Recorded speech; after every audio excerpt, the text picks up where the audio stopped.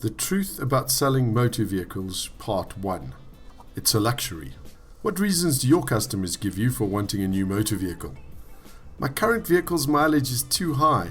I need to sell it before it does 100,000 kilometers. Or, my vehicle is unreliable. It's costing me too much to repair.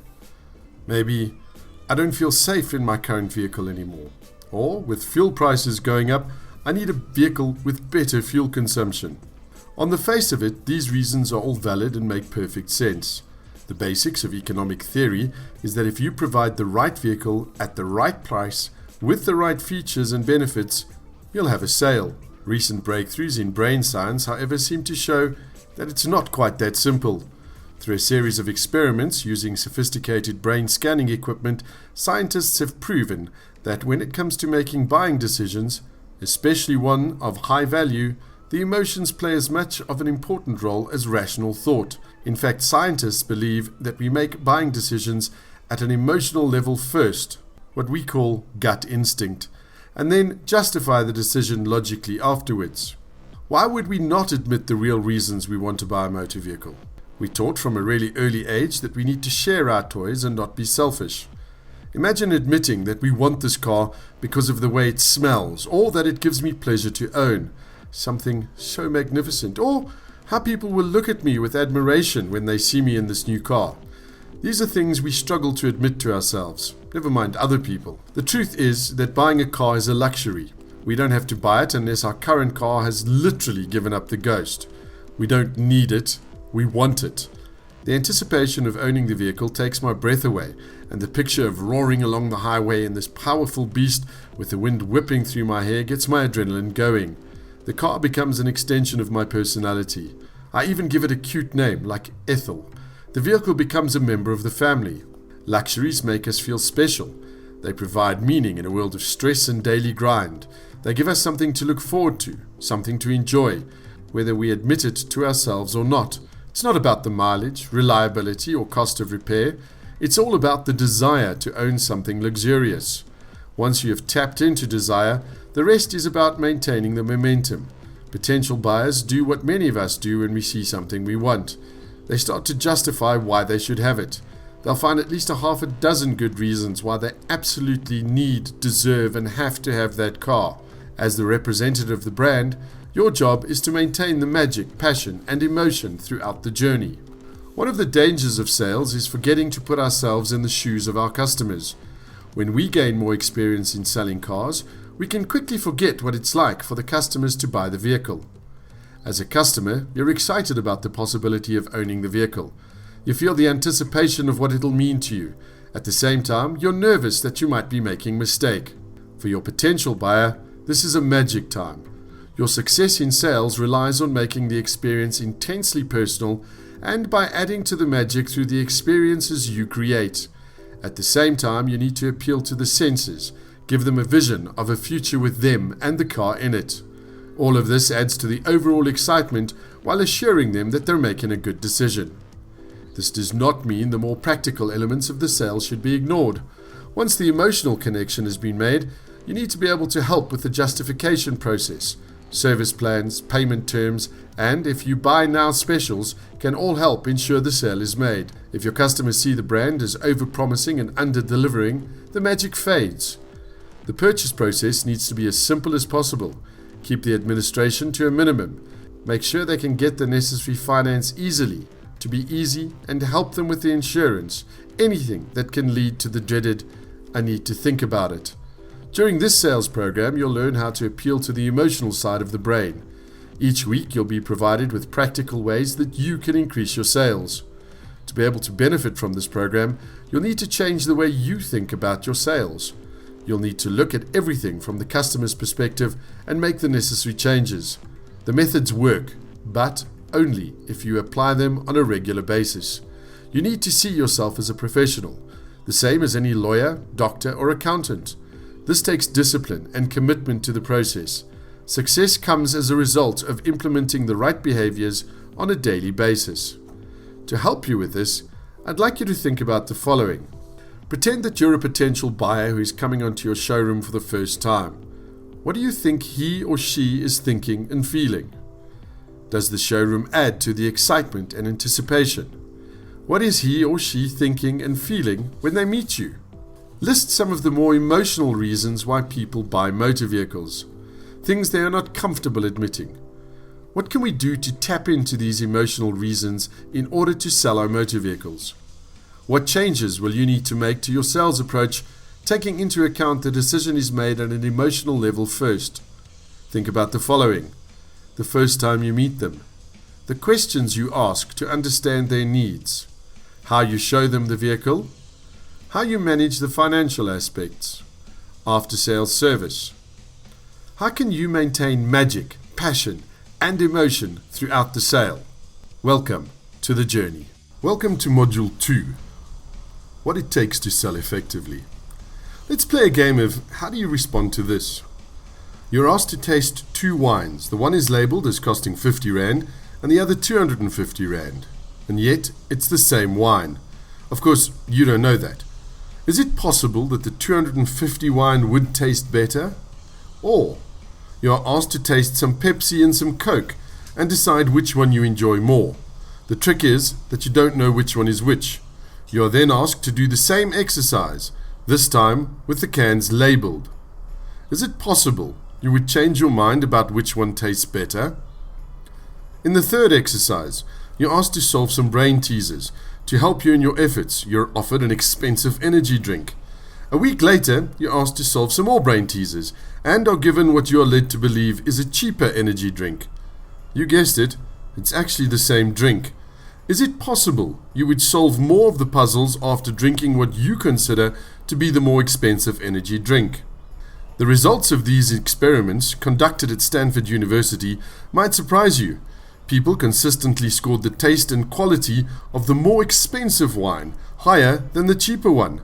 Once they realized which was which, people preferred the taste of Coke over Pepsi, even though they had preferred the taste of the Pepsi when there were no labels.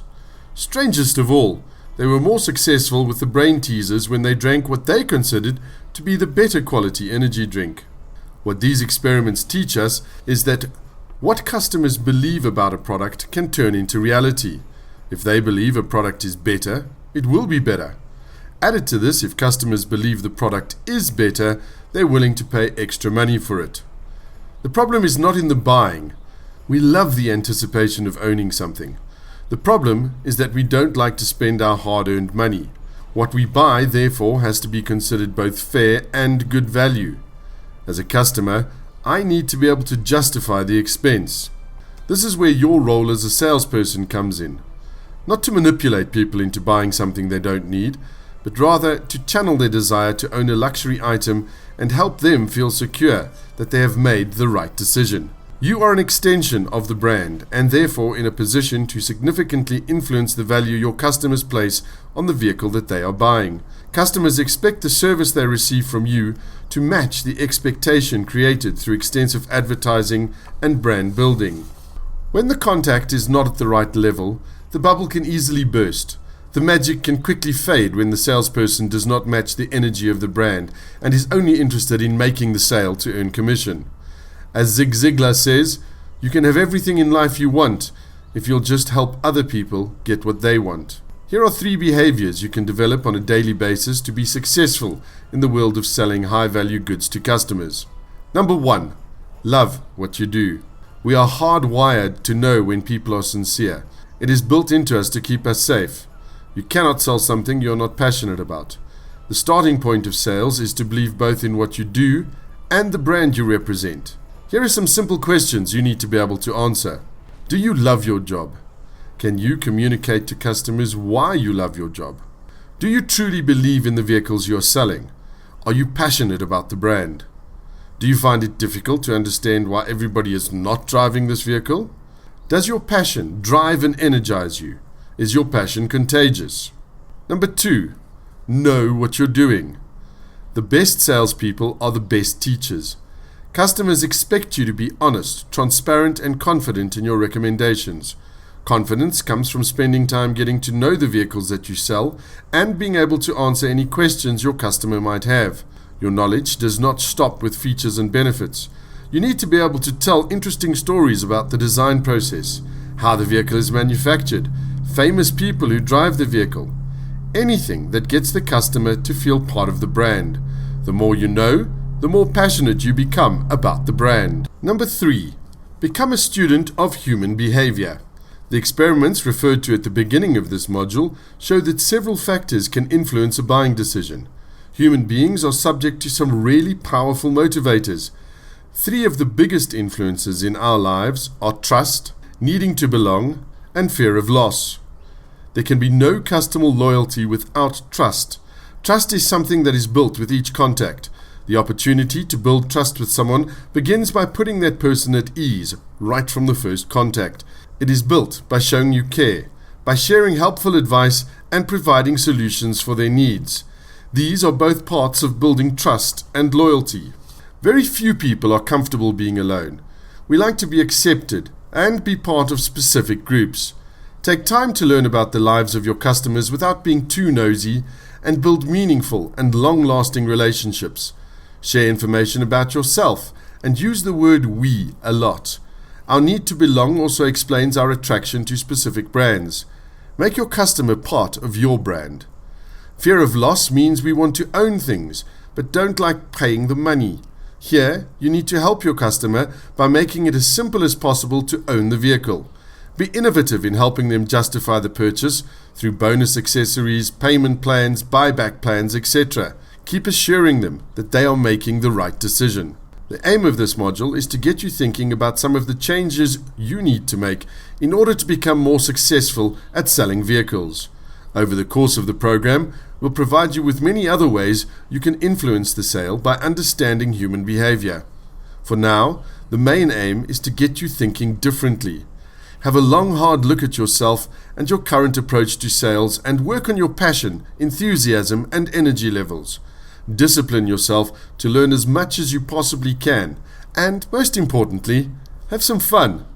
Good luck with your selling. Module 3. The importance of creating magic experiences. Customers want an experience that they'll always remember.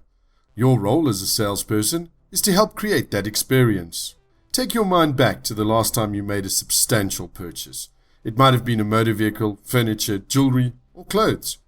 Do you remember it as a really positive experience? Was the atmosphere of such a nature that you loved every minute of it and did not want to leave? Was the salesperson so positive and professional that you were encouraged to make the purchase? Was the overall experience such a positive experience that you wanted to tell your friends and family about it? The reality is that selling luxury goods, including motor vehicles, carries a certain amount of responsibility. When spending this kind of money, whether it is cash or credit, customers expect far more from the sales experience than for smaller purchases. As the salesperson, you represent the brand. If you create a positive experience for the customer, the brand benefits. By the same token, if the customer is disappointed, not only do you lose that sale, but the customer will often express that disappointment and anger to anyone who will listen. Listen to this letter of thanks from a couple who had recently made such a purchase and think about what it was that created such a positive experience for them. We both are so impressed by our experience and would like to thank you for your outstanding service. Your professionalism, as well as your obvious dedication and passion for your work, are simply inspiring. I think it was so far the greatest buy in my life. The letter outlines 4 key elements to creating a positive sales experience. Number 1. Outstanding service. The salesperson was focused exclusively on the needs of the customer, provided outstanding service. Unforgettable moments are created when the service received is more than expected. People love to be pleasantly surprised, and in a world where customer service is mediocre at best, outstanding service is noted and appreciated. Professionalism. The salesperson added to the sales experience through being knowledgeable and acting in a professional way.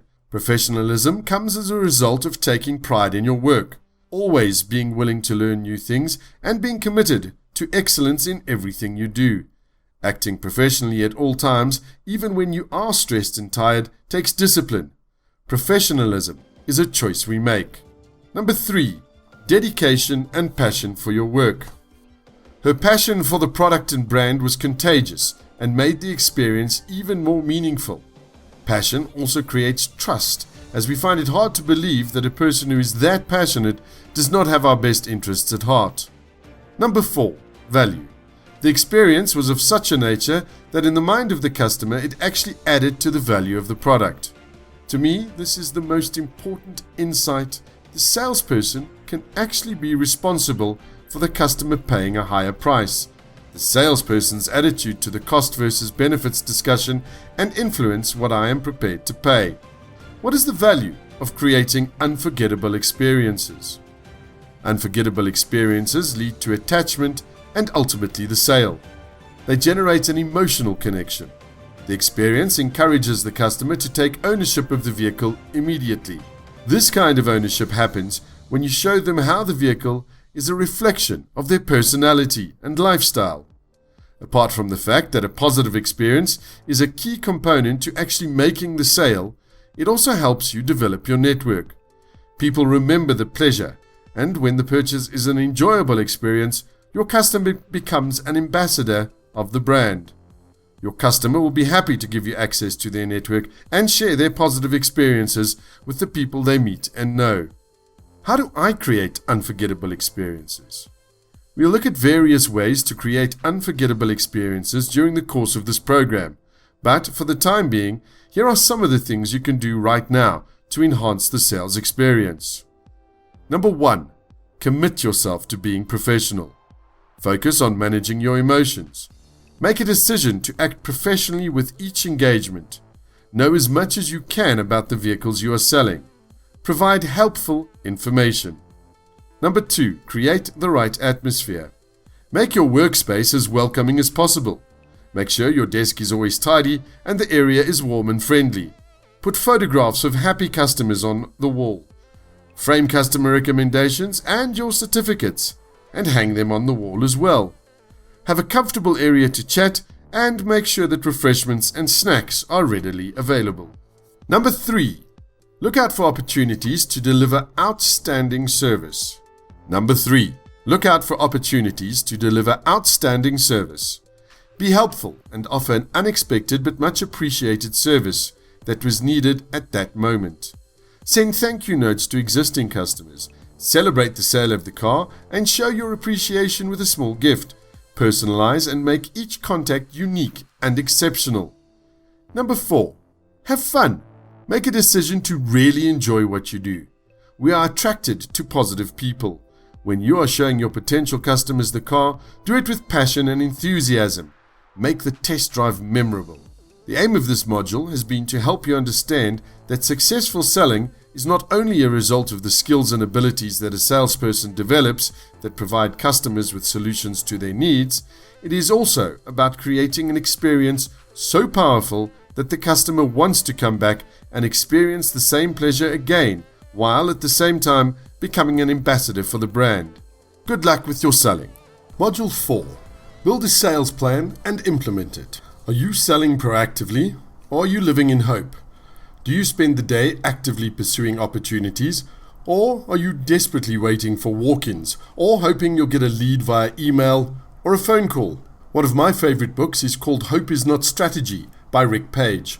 Apart from the catchy title, the book has some really good advice on sales planning. Page writes in his introduction, "The title of this book was chosen to accentuate the difference between positive attitudes and positive actions, and the flaw of counting on one without the other. The ultimate purpose behind a well-organized plan is to keep you on track to achieve your objectives. This means you need to write down your plan and allow it to guide your daily behaviors. There are 3 key elements to building your sales plan. A clear vision. B, measurable objectives to help you achieve your vision. And C, the strategies you will use to achieve your objectives. Step 1. Write down your vision statement. A vision is a description of where you would like to be at a specific time in the future until you write it down and commit to it. A vision is a description of where you would like to be at a specific time in the future. Until you write it down and commit to it, you only have hopes and dreams. Here is an example of a vision statement. By the end of next year, I will have my brand spanking new BMW 320i. By working hard, meeting my sales targets, and achieving the goals I have set. Now, to help you write your own vision statement, I'd like to take you on a journey into the future. Close your eyes and imagine yourself a year from now having achieved everything you wanted from the year. Now really get into this, okay? When you close your eyes, when you're thinking about this, see what you see, hear what you hear, smell the smells, hear what people are saying, really get into it and activate all of your senses. The bigger and brighter and more intense that you make this image and these images, the better it's going to be. So, you've closed your eyes and you're imagining how you've achieved everything you wanted for the year. What have you achieved? What good things have happened to you? What are you able to do now that you couldn't do before? How do you feel about being so successful? Now, imagine yourself telling someone else how you achieved these things. What did you do during the year to make all of this possible? Be as specific as possible. Now, open your eyes, and it's time to write your own vision statement. So what you need to do is write by, and then choose a specific time in the future. I will have, describe what your achievement will be. By, describe how you will achieve the vision. Step number 2. Two of the key attributes of successful salespeople are drive and determination. Charles Darwin once said, "A person who dares waste 1 hour of time has not discovered the value of life." Sales planning helps you focus your time, energy, and resources to help you achieve your vision. Setting clear objectives helps you execute on the plan. The objectives that you need to set to meet certain criteria are the following. They need to be customer-centric. Prioritize activities that keep you focused on serving the needs of your customers. They need to be specific and measurable. This helps you track your progress. They should drive daily behaviors. Sales don't happen because you're waiting for them. You need to go out and find people who are eager to buy motor vehicles. They need to be practical. They need to be related to physical activities. For example, number of specific cars sold in a month is far more practical than a monetary sales target. Here are some examples of helpful objectives you can set for yourself. How many cars do I need to sell per day, per week, or per month? To do that, how many new prospects would I need to contact in a day? How many networking events do I need to organize or attend per quarter? How many qualified prospects would need to come and see the vehicle or take it for a test drive? How many existing customers do I need to contact per day? Once you have set your objectives, the third step is to figure out how you will achieve those objectives, which brings us to step 3. Step 3. Create your strategies. Rick Warren describes a strategy as being made up of actions and tactics that converts visions to results. Business development is essentially made up of 3 things: connecting with new potential customers, staying in touch with existing customers, guiding them patiently through a process of evaluation so that they come naturally to a decision as to whether they would like to purchase the motor vehicle. Your sales success relies on the effectiveness of the strategies you choose to implement. The next 2 modules in the series will provide you with some detailed guidance on how you can grow your sales through both new and existing customers. It is your job to integrate these actions and tactics into workable strategies. Some of the strategies you need to start working on include: how do I identify potential opportunities? When is a potential customer properly qualified? How will I prospect for new business? How do I build my network? How do I make effective use of social media? How do I keep contact with existing customers? In what ways can I make the sales experience more meaningful? What can I do to make sure I close more sales? The strategies you decide on need to be written down in detail and contain dates for when you're going to implement them. Your sales plan should be a living document. The aim of a sales plan is to provide you with structure to your daily life. Desire plus planning plus discipline equals sales success. Once you have created your plan, it is important that you refer to it on a daily basis. Before you go home in the evening, ask yourself the following questions. What did I do today that was really helpful? What did I do to get in the way? Did I spend the day working towards my sales plan? Could I do anything differently to be more effective? What are the most important things I need to achieve for tomorrow? There is something really liberating in working towards a plan and knowing where you are going and what you need to achieve on a daily basis. Once you have built your plan, share it with your sales manager and get his or her input.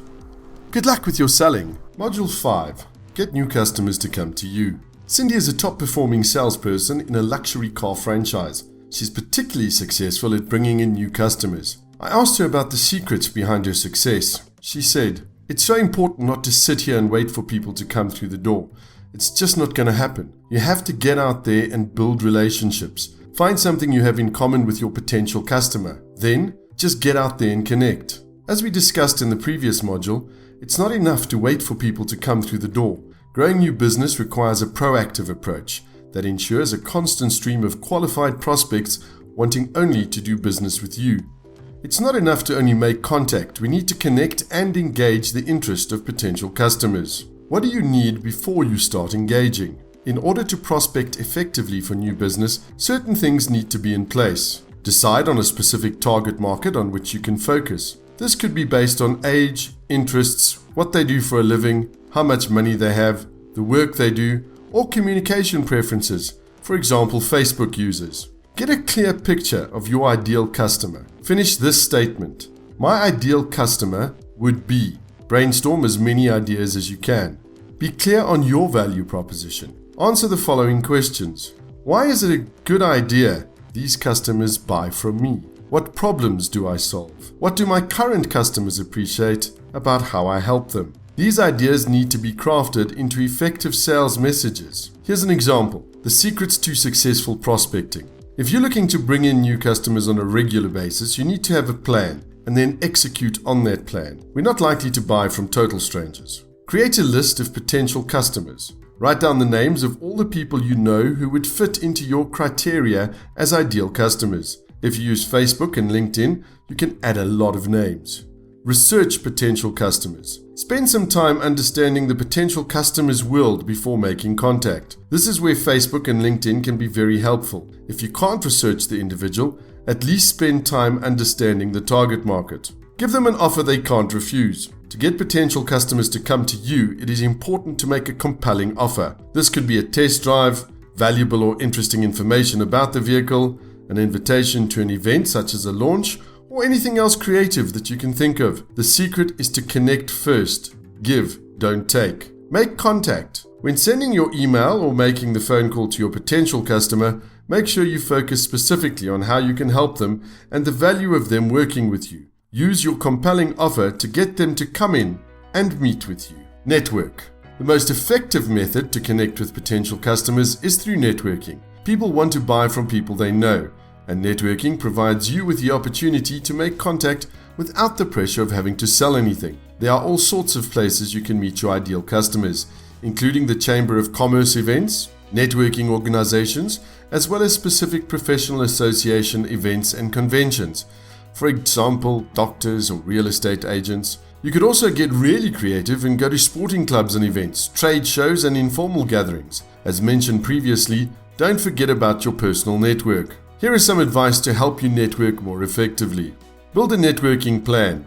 Identify where your potential customers are going to be and schedule time to attend these events. Research online for networking events in your area. List organizations that run events and sign up for their newsletters. Practice communicating your value proposition. When you are asked what you do, make sure you're able to answer the question in the best way possible.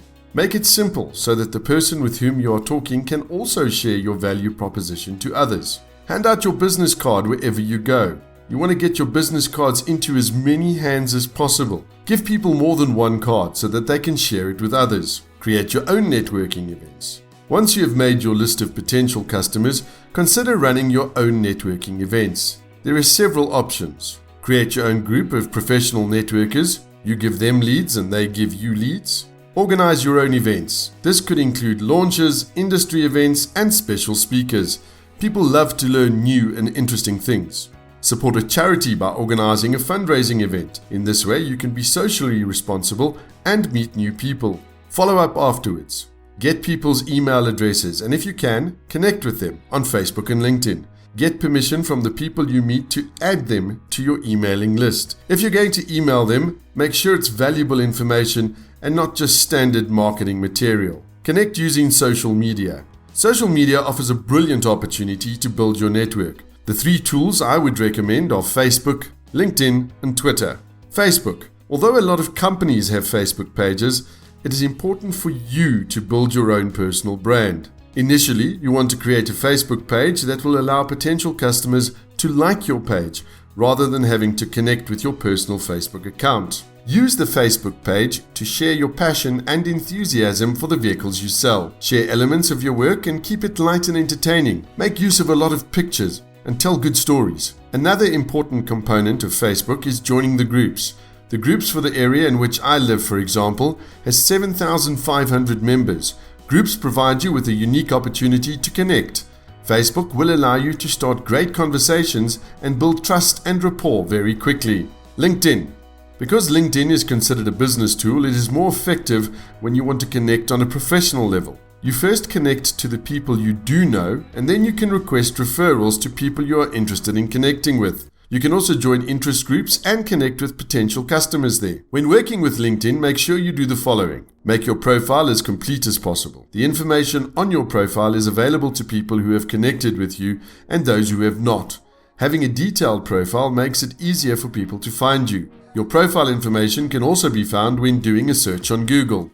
Use LinkedIn to do your research. LinkedIn provides a great opportunity to research potential customers. You can search on area, occupation, organization, etc. and read that person's public profile. Join some of the groups.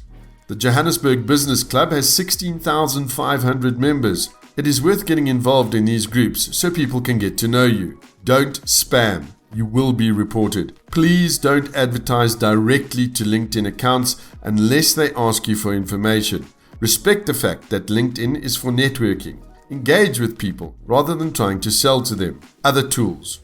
Twitter is good for sharing news and keeping people up to date on important events. YouTube can be used for sharing educational material as well as videos of important events. You can also share entertaining media clips. Bringing in new customers takes a lot more work than maintaining existing ones. Effective prospecting requires planning, creativity, and hard work. The benefit is that effective prospecting creates a stream of potential customers. This means predictable revenue and takes away a lot of the stress when looking at the health of your sales pipeline. Good luck with your selling. Module 6. Sell to existing customers and previous prospects. One of my favorite sayings in sales is from Jeffrey Gitomer. Go milk your own cows first for new business. You can go to your neighbor's cows and milk them once you have finished milking your own cows. A company called Flowtown calculated that it is 6 to 7 times more costly to get a new customer than keep an existing one. They also worked out that if you do not maintain contact over a 3-year period, you'll lose 50% of your customers. It is not only the repeat business that you get from customers that is important, but also the value of referrals you can get from repeat business. According to Joe Girard, the man who sold 13,001 cars, 70% of his sales came from repeat business and referrals from satisfied customers. Once again, we need to work to a plan on how to maintain contact with your existing customers and encourage referral. Here are 6 ideas that you can use. Focus on delivering excellent service. Your aim with every sale should be that you provide such an amazing experience for your customers that they tell their friends, relatives, and co-workers to buy a car from you. It's not just about direct referrals. People talk a lot to other people about what they buy and what they want to buy. Others are always offering advice about where to buy and how much to pay. You want your name to be mentioned for all of the right reasons. Keep really good records. There are so many good applications available that allow you to manage contact details. Depending on circumstances, people will buy a vehicle every 1, 2, 3, or maybe 5 years. If you keep proper records and files, you'll know when to make contact. Other important times are when the vehicle moves out of warranty, or the service plan expires, and when the car specifically is about to reach 100,000 kilometers. These are all good times to make contact. There is nothing more effective in selling anything than getting your customers to believe that you really care about them. To do this, you need to take notice of everything about a customer or a prospect. This includes things like children, interests, hobbies, travels, and whatever else you can learn about them. Communicate consistently. I've had my car for 3 years now, and I'm considering an upgrade. In these 3 years, I've had absolutely no contact with the person who sold me the car, and for that reason, have no interest in going back to that dealership. The communication I've received has been from marketing, and every time it's an attempt to try and sell me something. Your customers want personalized communication from you, not generic mailers from your marketing department. You've spent so much time creating a connection with your customers. Make sure you maintain that connection. One of the secrets to Joe Girard's success was a letter he sent to all of his existing customers, making sure everything was going well with the car and ending the letter with, "I like you." Joe sent a personalized letter to all of his existing customers once a month, all ending with, "I like you." With modern technology, it's not expensive to send personalized communications. This can include emails, newsletters, links to web-based resources, and other interesting articles. You can also celebrate birthdays, anniversaries, and other important milestones. Just make sure that what you send is valuable and entertaining to your customers. Focus on your customers' needs and interests, and you can't go wrong. Be creative. Creativity has become one of the most important elements in sales. People notice different and personal. People will also share creative things with their circle of family, friends, and colleagues. I understand that there might be rules regarding customer communications from your company, but there is still a lot you can do to get your customers' attention. Some simple examples are: make your newsletters interesting with lots of picture and color. Have a networking event for existing clients, for example a launch, and get them to bring a friend. Find creative ways to thank customers who have given you referrals. This could be a box of chocolates or a free car wash. Celebrate obscure days. For example, did you know that the 8th of January is National Bubble Bath Day? Or that the 3rd of August is International Forgiveness Day? Make the most of launches. Focus on celebrating the magnificence of the vehicle versus trying to actually sell the vehicle to the customer. Sometimes a phone call or an actual card can go a long way. Celebrate an event with your customer that they might not be expecting. For example, a wedding anniversary. If they have children, find out about their achievements and celebrate that. Look for trigger events. As mentioned earlier, it's really important to know your customers' trigger events. These are several trigger events to make the most of. Find out from customers how often they generally replace their motor vehicles and make a note. There are certain milestones in the life of the vehicle that influence its resale value, such as when the vehicle moves out of warranty, the service plan expires, or it reaches 100,000 kilometers. These are all good reasons to make contact. Customers are normally very loyal to a specific brand. Leverage product launches by uploading photographs of you driving the new vehicle and invite them in for a test drive. Look for significant life changes. Example, getting engaged or married, the birth of a child, or a new job or promotion. These could all require a change in motor vehicle. Use social media. Once you have got to know a customer quite well, it is not uncommon to then connect with them on Facebook. Of course, if you're allowing customers access to Facebook, you want to avoid anything embarrassing. But customers enjoy learning more about you and the interests that you share. The other benefit of Facebook and LinkedIn is that you'll be reminded about important events such as birthdays and anniversaries. With LinkedIn, you can see if your customer changes jobs. For people to recommend you, it's easier if they can refer to your social media accounts, as they don't often keep your business card. Next steps. Investing in maintaining contact with your customers will yield significant benefits. It takes both planning and hard work to make sure the communication is both relevant and valuable to your customers. Your task for this week. Make sure you have a system for collecting customer information. Think of how you can communicate to your customers on a consistent basis. What will they find valuable? Identify good customers you have not communicated with in a while and send them an email. Go through your contact list and look for trigger events that you can leverage. Most importantly, take action. Good luck with your selling. Module 7. Make the most of the first 30 seconds.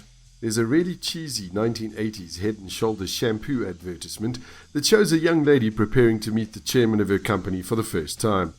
After having a deep and meaningful conversation around the negative effects of dandruff, the advert ends with a profound insight.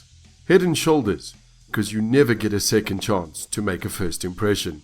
Research conducted by Ohio University shows that if you get off on the wrong foot with someone from the outset, you might never be able to repair the damage that is caused.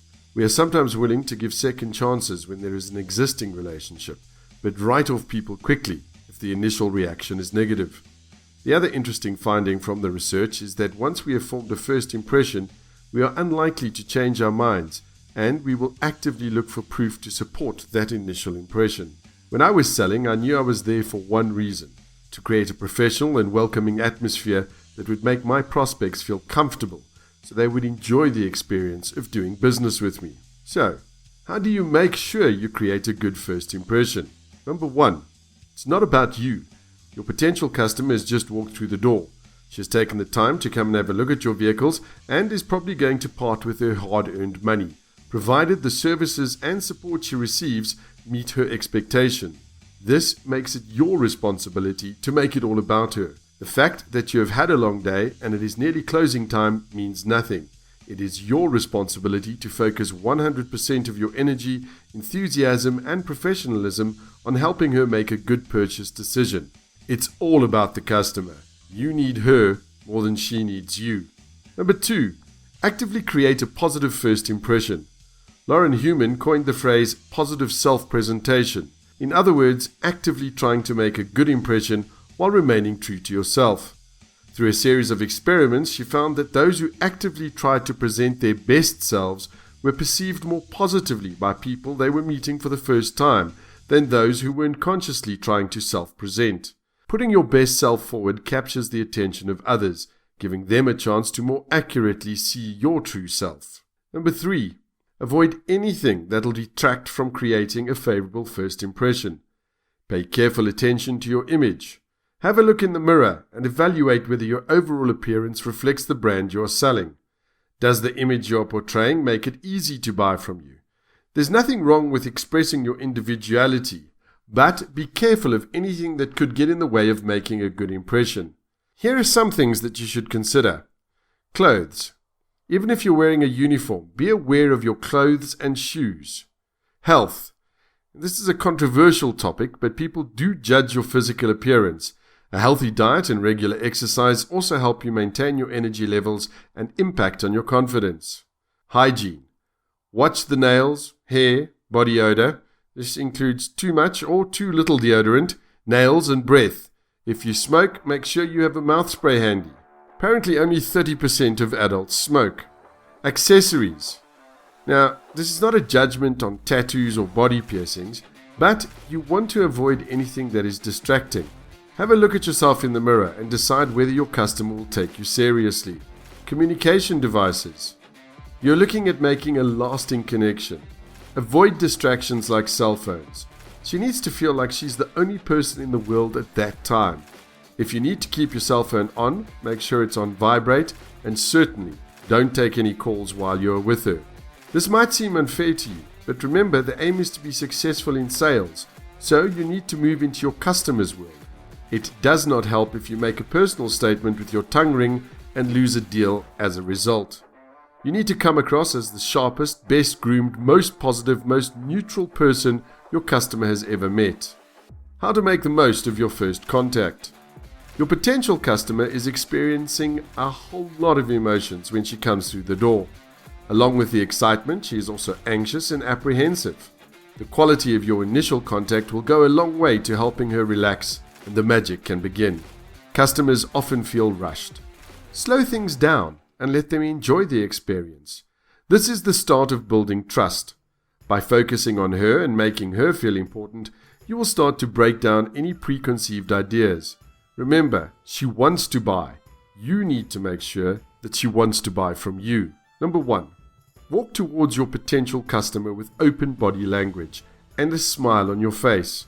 Your walk should be purposeful, confident, and enthusiastic. Stand tall and hold your head up high. Scott Ginsberg wrote a book on his experience of walking around permanently wearing a name tag. He found that this was a great way to break the ice. Number 2. Make sure that your palms are not cold, clammy, or sweaty. Your handshake is an important part of making the person feel comfortable. Confidently offer your hand to the other person, leaning slightly forward. At the same time, tell them your name and welcome them. Number 3.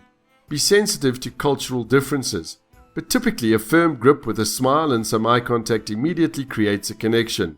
Shake 2 or 3 times. Number 4. Release your grip and move back. Look for something that'll connect you, such as, wow, it's hot out there, or what a beautiful baby. Look for something that seems important to her. If you can see her current car, make a comment about how beautifully the car has been looked after. Whatever statement you make, it must be both positive and sincere. Number 5. Ask how you can help. Nerves can cause you to talk too quickly and add to the anxiety of the moment. Slowing down and being a little more deliberate with your words can make it easier to understand you. Good luck with your selling. Module 8. Observe without prejudging. There are various versions of this story, so I'm not sure if it actually happened or if it's just an urban legend, but it does prove a point. A music executive decided to buy a new car. Being a wealthy man, he was in a position to buy the luxury car cash. He walked into the specific luxury car dealership and asked if he could take the car for a test drive. The salesperson looked at the executive in his old t-shirt and tattered jeans and told the man that that would not be possible, as there was no way he could afford the car. The man, justifiably unhappy, stormed out and went to a nearby dealership and bought the same car for cash. He then returned to the dealer to show him the commission he'd just missed out on. You've made the first contact, and now you're starting to develop rapport with your prospective customer. If you compare the top performers with those not as successful, one of the main skills top performers possess is the power of observation. The aim should be getting as much information as possible to ensure you're able to recommend the right vehicle and focus on what is important to the customer. In order to qualify the opportunity correctly, there are several things I would need to know. Are they married? Do they have children? Where do they work? What are their interests? What will the vehicle be used for? Who is paying for the vehicle and can they afford it? What do they want in a car? What is important to them? And where do they take holidays? Some of the information you need can be obtained through asking the right questions during your conversations, but you can also learn so much about a person if you have heightened your powers of observation. To do this effectively, you need to focus on 3 things. Be observant, be thorough, and don't jump to conclusions. How can you observe effectively without prejudging? There are 4 key areas for consideration. Number 1. Observe with all of your senses. For those who struggle with multitasking, it is possible with a bit of practice to observe and have a discussion at the same time. Start by using your eyes. Notice how your prospective customers are dressed. Do they appear successful or just getting by? Are they giving off signs of nervousness, impatience, or disinterest in what you're saying? What other clues tell you more about them? Does your sense of smell tell you anything important? Maybe they're not that well groomed. Are they wearing too much perfume? Can you smell liquor or cigarette smoke odors? What does your sense of touch reveal? When you shook hands, was it a confident or a timid handshake? Was it a cold or warm hand? Was it a smooth hand or a workman's hand you touched? Listen carefully. What clues are you getting from what they are saying? What are they not saying? What can you learn from their choice of words and tone of voice? How fast or slowly are they talking? What does that tell me? Number 2, pay attention to detail. There are other important details to consider when talking to prospective customers. Group and family dynamics. If a group of people or a family comes in, who will make the final decision? How is that person influenced? Who seems to hold the power? What do we learn about how they interact? What vehicle did they arrive in? Does it look paid off? Will they want to trade it in? How well has it been looked after? Are there any bumper stickers I should be aware of, like vacation destinations or clubs that they might belong to? Does the back seat have a baby seat in it? The customer's body language can also tell you a lot about their current state. There are certain clues that will provide you with an indication of how the prospective client is feeling. Here are some examples. Being nervous and defensive can be reflected through the crossing of arms or legs. If the person puts their hands behind their heads, they're often bored or disinterested. Wringing your fingers together or rubbing your arms can reflect impatience. Leaning forward with open body language often means they're engaged. Watch their eyes. It is said that the eyes are the windows to the soul. They're definitely a window to what your prospective customer is thinking and feeling. Typically, when the eyes flicker to the prospective customer's top left or right, they're trying to picture something in their minds. In this case, Give them something to look at. Eyes moving to the left or right without moving up or down typically indicate a requirement for more detail and discussion. Eyes moving in a downward direction typically happens when your customers are accessing some sort of emotion, whether positive or negative. Number 3, question your assumptions. As mentioned earlier, the main benefits of this kind of observation is to help you learn more about your prospective customers and qualify them better. To ensure the accuracy of what you have observed, it is really important to confirm through questions. You also need to become acutely aware of how your observations can be influenced by a variety of factors. These can include your personal experiences, your personal beliefs, stereotypes, color, gender, ethnic group, etc., your current emotional state, and physical distractions.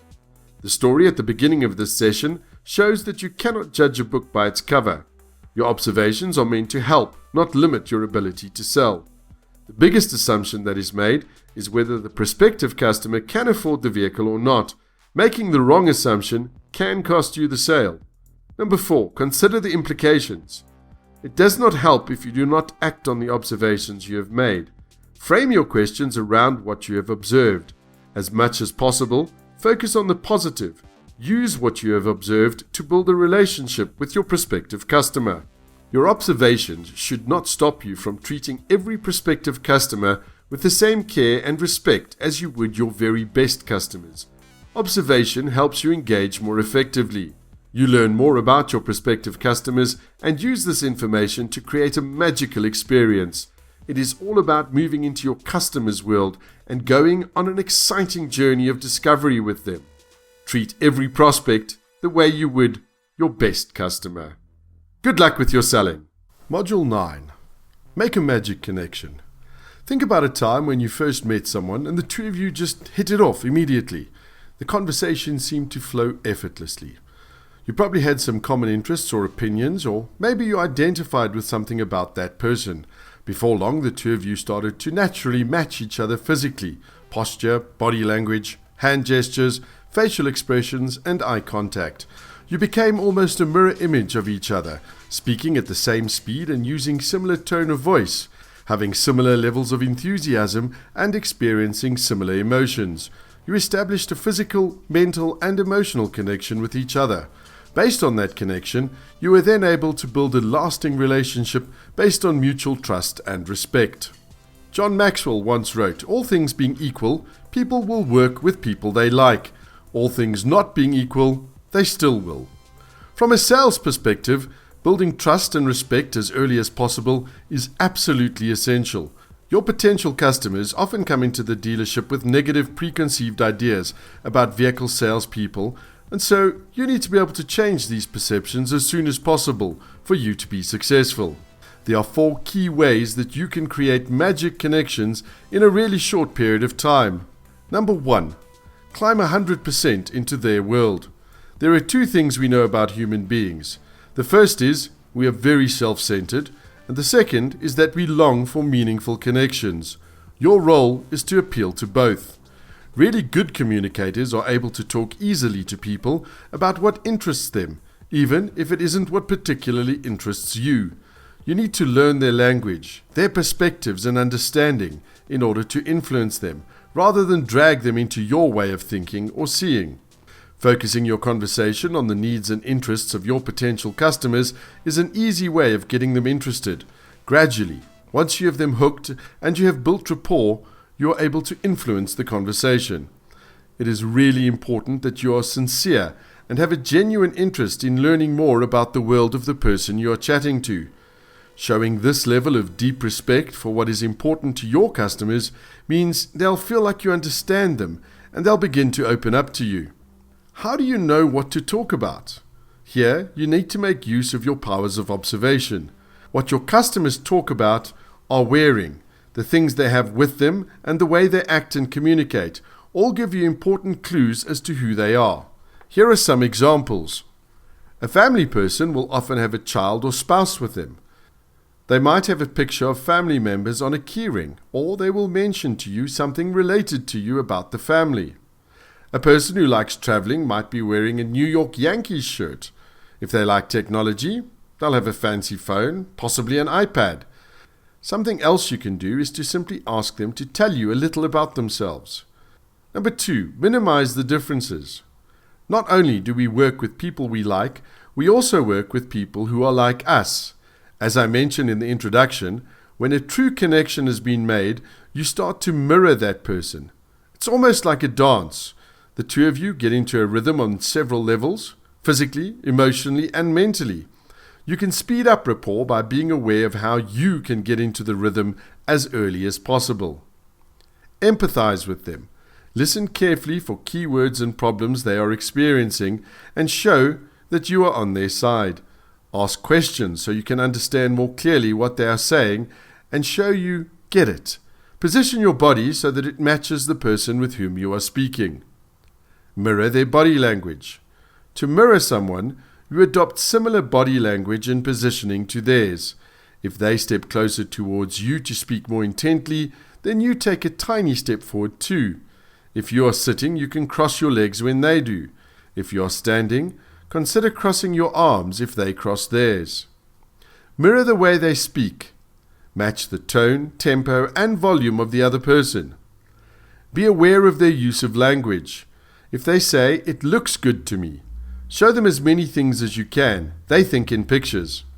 If they say, "It sounds good to me," they like to discuss things and are normally fairly detailed-oriented. If they say, "It feels good to me," or they start touching the vehicle, get them into the vehicle as soon as possible. Now, here's a warning. This is a subtle art, so don't overdo it. The idea is not to mimic every gesture and mirror every body movement. If the people you are chatting to believe for 1 minute that you are not sincere, you'll end up undermining all of the good work you have done. Watch out carefully for clues that'll give you an idea of how the other person is reacting to your communication and make the necessary adjustments. Number 3, find things you have in common. Look for interests, likes and dislikes, as well as situations you both share. Again, you do this by carefully listening and observing. You're expected to compromise on your values and beliefs, so try to avoid contentious topics such as politics and religion. You're looking for things that genuinely bring you together. If you look hard enough, you will find them. Number 4, get them to owe you as soon as possible. Giving gifts or doing favors without directly asking for something in return can trigger a feeling of connection. People appreciate the fact that you're being unselfish.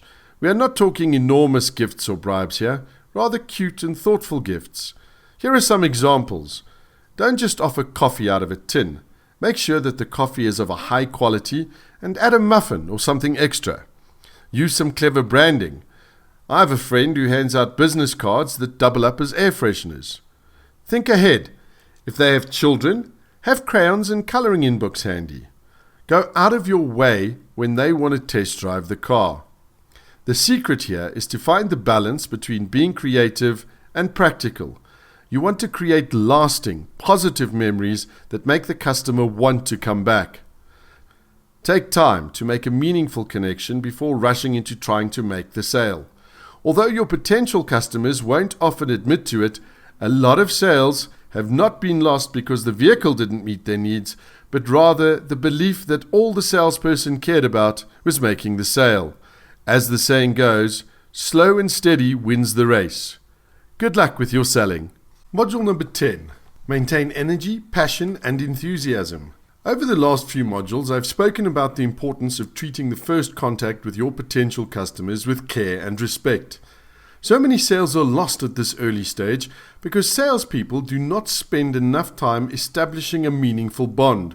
When people come into a dealership for the first time, they're feeling a whole lot of emotions. On the one hand, there is excitement and anticipation. On the other, fear and anxiety. By understanding and responding to these emotions, you earn the right to move to the next stage of the sales cycle. As important, however, is to make sure you maintain energy, passion, and enthusiasm throughout the sales engagement with your potential customer.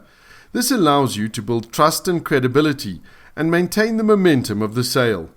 Making the most of the first 30 seconds and building rapport go a long way to breaking the ice, but they are now watching you closely to see if they can trust you.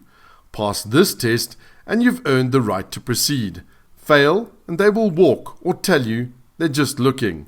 As excited as your potential customers are about owning the car, they're terrified of making a mistake. It's really tough to part with hard-earned money.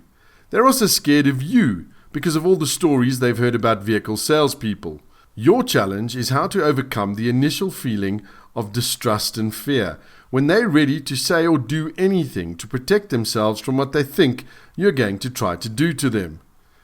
You're representing a brand that has been built over many years at a significant cost. When people walk onto the showroom floor, they expect you to deliver on the promises made by the marketing department. This means you cannot afford to have a bad day.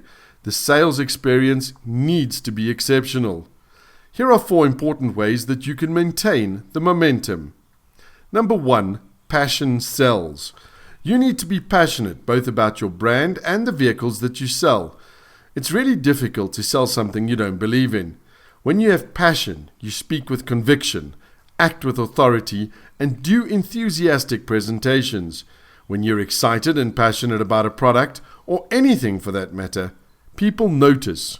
Passion and enthusiasm are contagious, and ultimately, selling is about appealing to the emotions. If you can get your potential customer to feel the same way about your product as you do, they'll buy it. Passion and enthusiasm often carry you far beyond any talent or skill that you may be lacking, because greater passion and enthusiasm leads to greater sales. It's that simple. Developing passion involves knowing your product intimately. This means you need to be constantly learning more about it.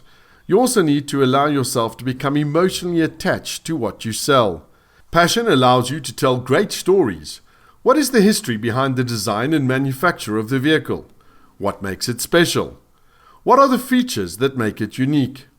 Another way to show your passion is to tell them why you love your job. Passion is definitely contagious. Number 2, a little bit of empathy goes a long way. A key sales skill is putting yourself in the shoes of your potential customers and trying to see it from their perspective. You're not just selling a vehicle, you're selling a dream. Motor vehicles help people feel good about themselves. They feel the pleasure that comes from owning and being in contact with the quality and beauty of the vehicle. The new car smell is inspiring. The vehicles are a way to make a statement about who they are. Go beyond functionality. Be a dream seller. A motor vehicle represents so much more than just a physical object.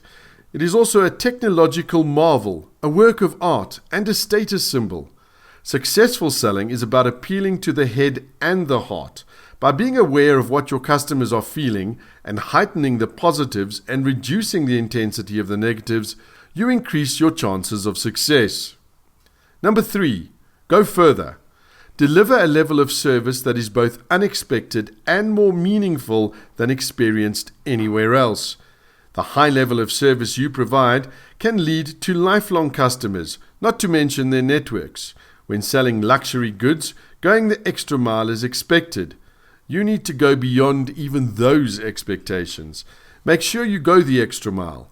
If your potential customer is looking to do a trade-in, make sure you're involved in every step of the process and show that you are committed to getting them the best deal you can. If they are looking for finance, be actively involved. Make sure they're aware you are trying to get them the best possible interest rate. Pay attention to detail. Make sure you always remember their names and the details of your last conversation. Make it clear that you are happy to see them again. Do all of this with energy and enthusiasm, showing that you get a real kick out of helping them. Number 4, maintain your energy levels during the day. Selling can be draining. It can be physically tiring. The days are long, there is a lot of walking, stair climbing, trips to the service center, and test drives. There is a mental fatigue as well from answering questions, running to the telephone, and dealing diplomatically with specific customer requests. Added to this is all the administration that you are required to do. Customers have a tendency to show up at the same time, in waves. The dealership may be completely empty for hours, and then, for some reason, it suddenly gets busy. regardless of when people arrive, whether it is when you open in the morning, their lunch break, or at the end of the day. Customers want and deserve a salesperson who is happy to see them and wanting to help. This means you need to manage your energy levels. You need to look after your health, get enough sleep, exercise regularly, and be careful not to eat foods that will drain your energy. A piece of advice you might not like is this: swap some of your cups of coffee with water. Coffee dries out your mouth and causes energy crashes once the initial effect of the caffeine has worn off. It's also important to take breaks when things are slower or during downtimes. When possible, go outside and get some fresh air. So what next? At the end of each day, for the next week, do an audit. Evaluate how well you maintained your energy levels. You'll notice there'll be ebbs and flows. Identify the changes you need to make. Go through in your imagination the customer interactions you had for that day. Did you maintain high levels of enthusiasm? Was your passion evident? Identify ways that you can go further and add to the quality of the experience. Good luck with your selling. Module 11. Ask the right questions. A couple of years ago, I decided it was time for a new car. I didn't have a particular brand in mind, and I thought I would spend time savoring the experience of being pampered by salespeople and taking as many cars as I could for a test drive. What I expected was being enthusiastically greeted at the door and then being taken to a nice, comfortable area to discuss my requirements over coffee and biscuits. Based on this clear understanding of my requirements, the salesperson would then show me the car, outlining the benefits specific to my needs and desires that I had just expressed. The salesperson would then offer to let me test drive the car, and we'd spend the next 20 minutes discussing the various aspects of the car, possible finance options and service plans, whilst enjoying the experience of driving my dream car. Imagine my surprise when none of this happened. I went to at least 4 dealerships representing different brands, and sadly, the experience was the same in each one. The typical conversation went something like this: Salesperson, can I help you? Me, yes, I'm looking for a car. Salesperson, what kind of a car are you looking for? Me, I'm not sure yet. Salesperson, did you have a specific price range in mind? Me, nope. As I said, I'm just looking. Based on that minimal information gathering exercise, I was then shown the nearest car. The salesperson highlighted all sorts of clever features and exposed me to a whole lot of technical jargon, like engine size, number of cylinders, torque and top speeds. I got no coffee and no test drive. What is wrong with this picture? The salesperson did not take time to listen to what I wanted. As mentioned in previous modules, there is a lot of emotional energy at play during the sales, and your role is to make your potential customer feel more comfortable. Unless the person you're talking to is in a big hurry, slow things down. Let them savor the experience. You do this by sitting them down and asking the right questions. There are 3 main reasons why you want to spend time asking the right questions. If you don't spend time learning more about your potential customers, how do you know that you are giving them the right information? If you ask the right questions, people will tell you what to sell them and how to sell it. If you don't invest enough time asking the right questions, you appear to be more interested in pushing a product than you are in helping your client. This is a really easy way to lose the sale. Asking intelligent questions is a powerful method of persuasion. Highly successful salespeople are wise inquirers and genuinely interested listeners. People like talking about their lives. They respect you for asking and feel more important because you asked. They will often open up to you because of this. Asking the right questions takes planning and skill, as reflected by this quote. It takes reason to answer well. It takes imagination to ask it well. Asking the right questions involves moving from more open-ended information-gathering questions to more specific, probing ones that allow you to zero in on what is really important to your potential customer, allowing you to tailor a solution specific to their wants and needs. Before we discuss the kind of questions you need to ask, it's important to stress that you need to read the people with whom you are dealing. If your potential customer is in a hurry or is showing impatience at the amount of questions you're asking, you need to adapt accordingly. Ask open-ended questions about their lives and what they're looking for. The key to asking the initial questions is to be genuinely interested. Don't ask questions for the sake of it.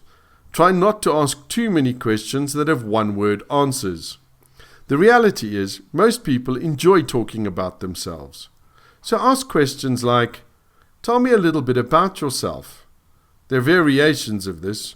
You could ask about job, family, hobbies, etc. What brings you to our dealership? What is it that I can help you with? The more you let them talk, the more you will understand about their needs and wants. This will better equip you to provide them with the right solution. Once you have learned a little about them, get in touch with their vision. Get them to define success. Asking questions about vision creates a heightened sense of anticipation, which is a really powerful motivator. Using questions like, tell me about your dream car, will create that anticipation. Appeal to the heart and the head.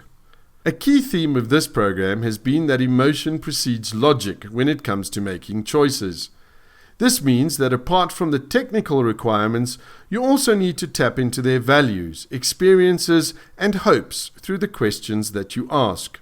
Ask the right questions, and people will reveal everything you need to calm their fears, dispel their confusion, and simplify their life. Describe to me your dream car. Or, what are you looking for in your dream car? Why are you looking for a new car? What do you have in mind? How do you believe this car can change your life? What are the most important things you want out of a new car? Those are good questions. Rather than asking, what do you think about this? Rather ask, how do you feel about this? Asking questions about how they feel will help your potential customers think more deeply about what they are looking for and verbalize their wants and needs. For you to understand any concerns, objections, and unhealthy beliefs that could potentially work against the sale, you also need to ask questions that are more based on emotion. Move to more probing questions.